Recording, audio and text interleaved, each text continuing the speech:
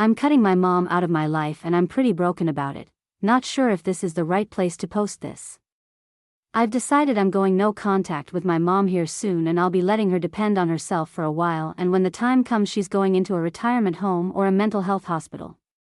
She's driven me to a knife's edge and I am done. My mother has always been difficult to say the least. When I was younger she kicked me out often, and for trivial things like bad grades.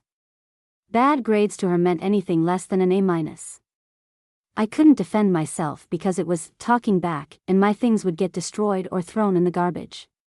My phone hidden and my sleep disrupted, as she would slam the door open at 1 to 2 a.m. to yell at me most nights. She was always abusive.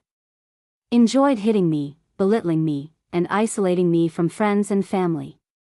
She dictated how I dressed until I was 17. Would personally buy all my clothes, and if I wore an outfit she disapproved of would make me change or beat me into changing my clothes. The funny thing is that she made me wear clothes that looked like hers so we could always be matching. She also dressed me like a child until I was 13. Think shirts with bows, colorful leggings, etc.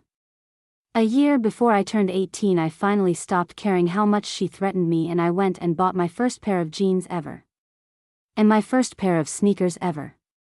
She controlled how I did my hair, my nails, who I talked to, what electives to take, and if I stepped out of line she would beat me and threaten to send me to our home country. She controlled the music I listened to, what I read, and what friends I made. She used to go to my teachers at school and tell them I had mental health problems and learning problems, and would tell some sob stories about my, albeit true, terrible childhood. I think she did it for sympathy. I'm not sure, but she didn't have any business telling every single teacher I ever had the CSA I went through. Especially with me in the room. She did this until senior year of high school, and I'm sure she would have continued doing so throughout university if I hadn't distanced myself. She also wedged a wall between my last ex and I. She fabricated intricate proof, Facebook screenshots, of him cheating on me, which she showed me a few months before our anniversary, and kept this lie to herself until a year later during my freshman year at university. She called one day and confessed she lied and made up the proof so that I could feel as bad as she does. I don't know what she meant, but it broke my heart to know I broke up with him because I was deceived. He was the first boyfriend I felt I could trust. She's also a hoarder and loves to collect trash like cardboard boxes, egg cartons, empty milk jugs, broken glasses, pieces of wood, etc. I thought our relationship could maybe heal. Delusional, I know, until very recently when she said some things that revealed to me she is a Nazi sympathizer through some brazen statements like, "What's wrong with being a fascist?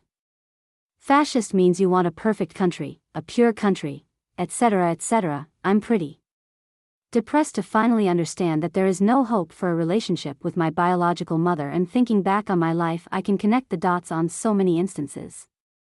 Everything feels like an elaborate manipulation to keep me next to her because she has no one. I'm exhausted and sad. It's right before New Year's and I'll never see my mom again.